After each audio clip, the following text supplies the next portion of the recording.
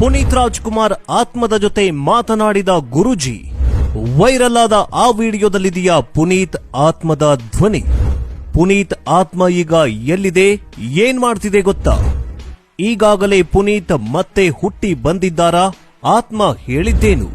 ಈ ವಿಡಿಯೋವನ್ನ ಶುರು ಮಾಡೋದಕ್ಕೂ ಮುನ್ನ ನೀವೇನಾದ್ರೂ ಪುನೀತ್ ರಾಜ್ಕುಮಾರ್ ಅವರ ಅಭಿಮಾನಿಗಳಾಗಿದ್ರೆ ಮಿಸ್ ಯು ಅಪ್ಪು ಅಂತ ಕಮೆಂಟ್ ಮಾಡಿ, ಜೊತೆಗೆ ಈ ವಿಡಿಯೋಗೆ ಒಂದು ಲೈಕ್ ಕೊಡಿ.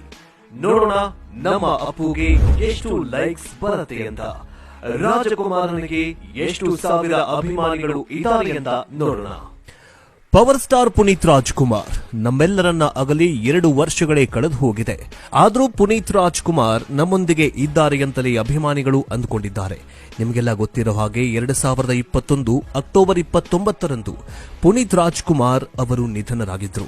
ಹೃದಯ ಸಂಬಂಧಿ ಕಾಯಿಲೆಯಿಂದ ಇದ್ದಕ್ಕಿದ್ದಂತೆ ಇಹಲೋಕ ತ್ಯಜಿಸಿದ್ರು.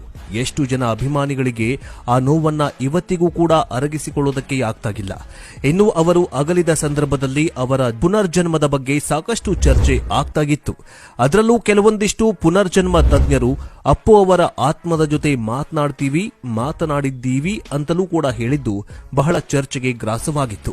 ಅದರಲ್ಲೂ ಪ್ರಮುಖವಾಗಿ ಜನ್ಮಾಂತರ ಖ್ಯಾತಿಯ ಪುನರ್ಜನ್ಮ ತಜ್ಞ ರಾಮಚಂದ್ರ ಗುರೂಜಿ ಅಪ್ಪು ಆತ್ಮದ ಜೊತೆ ಮಾತನಾಡುವ ಪ್ರಯತ್ನ